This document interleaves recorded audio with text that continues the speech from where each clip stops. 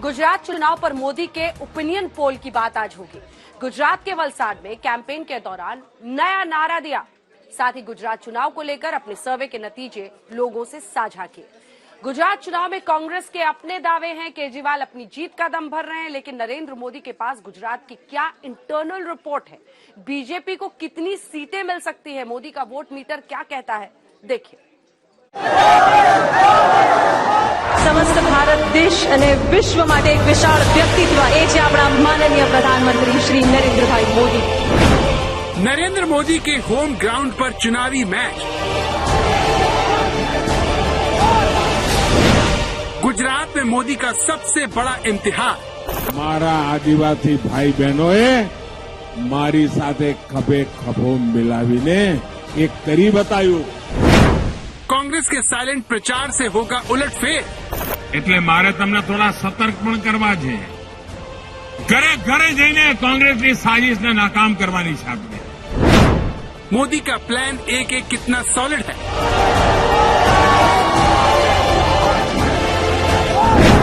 मोदी के full confidence का signal समझिए। આપણને સૌને સંબોધન કર્યું। गुजरात पर मोदी की भविष्यवाणी आ गई। नरेंद्र भूपेंद्र जी डबल इंजन सरकार, जहां एक और एक मिलकर दो नहीं बल्कि एक के बगल में एक 11 की शक्ति धारण कर लेते। गुजरात पर मोदी का ओपिनियन पोल। हमने दिल्ली में जे वावड़ आवे पड़े जावे कि भाई गुजरातना लोकोए तो फरी एक बार भाजपनी सरकार बनावવાનું मन बनावी લીધું।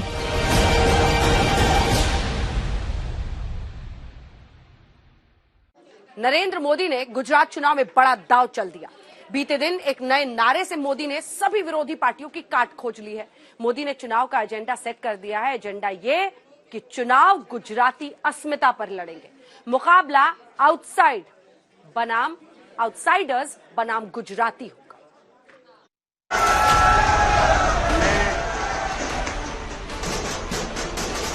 गुजरात का चुनावी टूर्नामेंट शुरू हो चुका है। सियासी पिच पर खिलाड़ियों ने मोर्चा संभाल लिया है।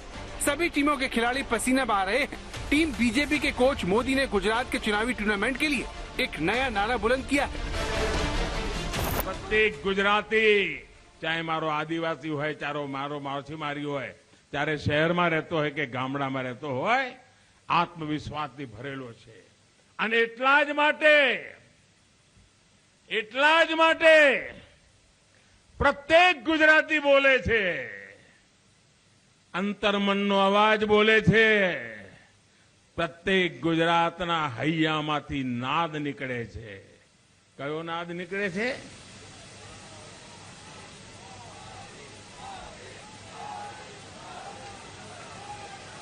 कयो नाद निकळे छे? भाइयों बहनों, अंदर मनमांथी निकळे छे अवाज। ए हूँ कहूं छुं, ए निकळे छे आ गुजरात मैं बनाव्યું છે। હું કહીશ આ ગુજરાત, તમે બધા હાથ આમ કરીને બોલજો, मैं બનાવ્યું છે આ गुजरात, आ गुजरात। अगर मोदी के नारों का स्ट्राइक रेट देखें तो जबरदस्त है। चुनावी मैच में मोदी के नारे वाला शॉट विरोधियों को हमेशा भारी पड़ा है। नारा नंबर 1, अच्छे दिन आने वाले हैं, स्ट्राइक रेट 100%। नारा नंबर 2, हर हर मोदी, घर घर मोदी, स्ट्राइक रेट 100%। नारा नंबर 3, मैं भी चौकीदार हूँ, स्ट्राइक रेट 100%। नारा number 4, make in India, make forward, strike rate 100%।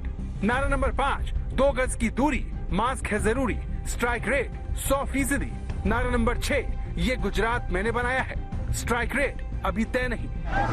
सरल शब्दों में समझे तो मैच से पहले नरेंद्र मोदी ने पूरा होमवर्क किया, विरोधियों की एक एक रणनीति को परखा और फिर उसका काउंटर तैयार कर लिया। इसे यूं समझिए, मोदी का नया नारा आउटसाइडर बनाम गुजराती अस्मिता से जुड़ा है। मोदी का ये नारा कहता है कि मैंने गुजरात बनाया, तो वो गुजरात की 6.25 करोड़ गुजरातियों को इसका सीधा क्रेडिट देते हैं। यानी गुजरात की विकास यात्रा में हर गुजराती का योगदान है। गुजरात में नया नारा देने से कुछ दिन पहले नरेंद्र मोदी ने बीजेपी वर्कर्स को सदर किया था। આ વખતે કોંગ્રેસે નવી ચાલ ચાલ્યું એવું મને લાગે છે. મેં તપાસતો નથી કે પણ મને પહેલી નજરે લાગે છે. પહેલા તો કોંગ્રેસ વાળા હાંકલા પડકારા કરે, જોઈ લઈશું ને પાડી લઈશું ને. હવે 20 વર્ષમાં પડ્યા નહીં એટલે મેં નવું કર્યું આપણે. અને એટલે જ સતર્ક રહેવાની જરૂર છે. આ કોંગ્રેસ વાળા બોલતા નથી પણ ઠંડી તાકાતથી ગામો ગામ ગોઠવણો કરી રહ્યા છે.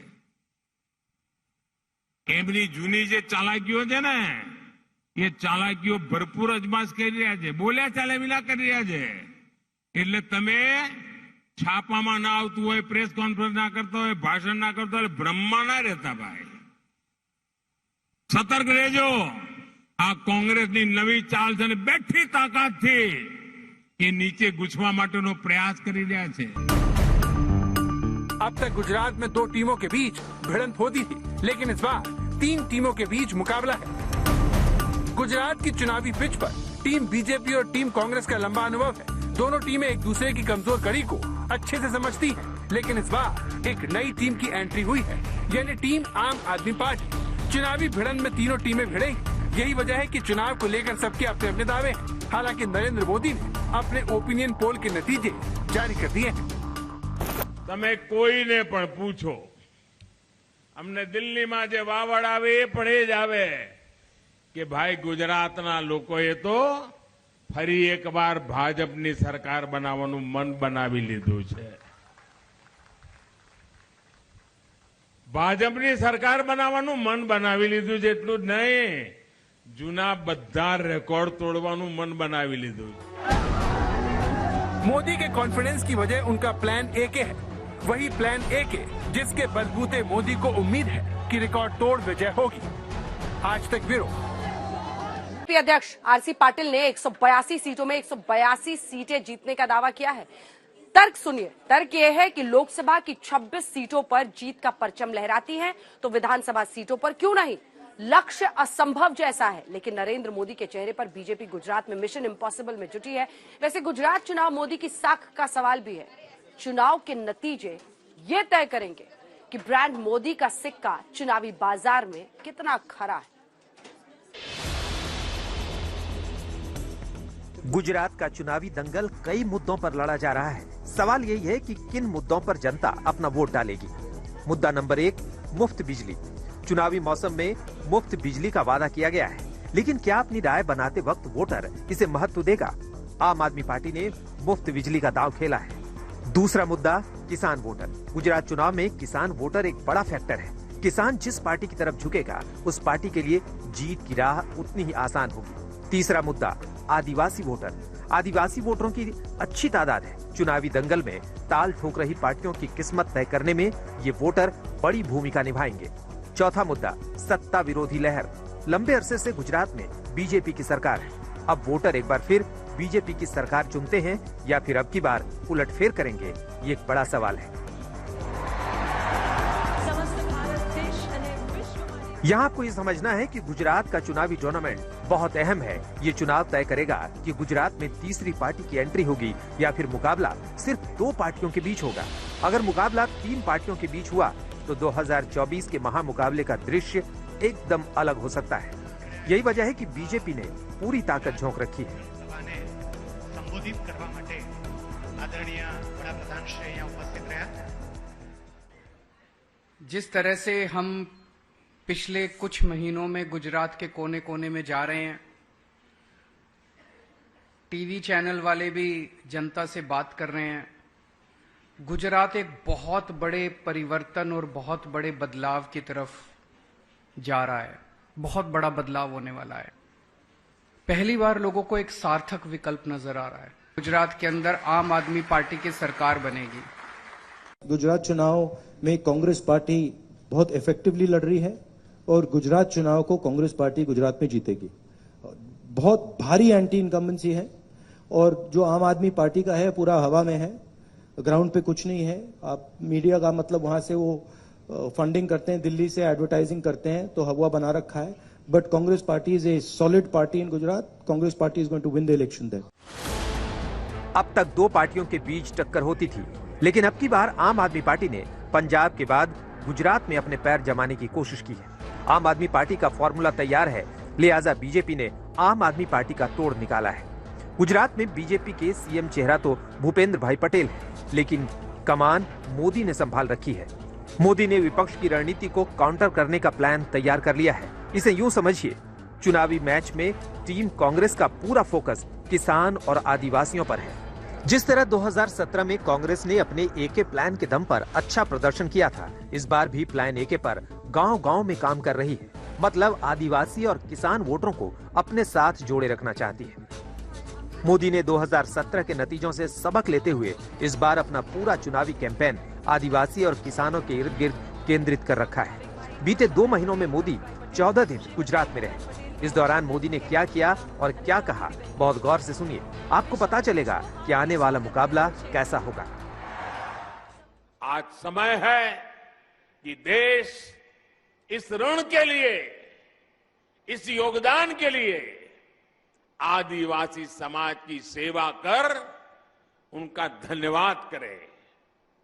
बीते 8 वर्षों से यही भावना हमारे प्रयासों को ऊर्जा देती रही है।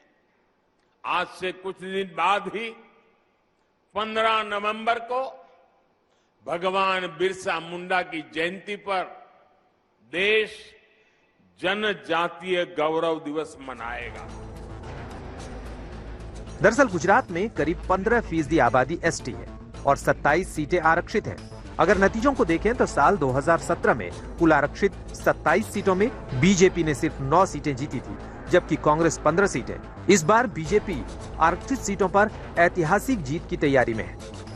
वहीं दूसरी तरफ साल 2017 में बीजेपी ने शहरी इलाकों की 39 में से 35 सीटें जीती थी, लेकिन ग्रामीण इलाकों की 143 में से 64 सीटें ही जीती थी। इस बार बीजेपी का पूरा फोकस किसानों पर है। देश भर की 3.25 लाख से अधिक खाद की दुकानों को प्रधानमंत्री किसान समृद्धि केंद्रों के रूप में विकसित करने के अभियान को आरंभ किया जा रहा है। सारी समस्याओं को एक साथ एड्रेस किया गया है।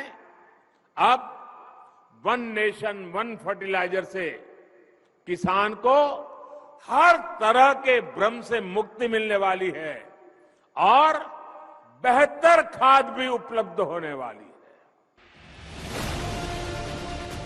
मतलब ये कि मोदी ने होमवर्क पूरा कर लिया है। किसानों और आदिवासियों के बीच लगातार चुनावी प्रचार कर रहे हैं, लेकिन क्या किसान और आदिवासी वोटरों के बीच बीजेपी अपनी पैठ बना पाएगी? आज तक ब्यूरो।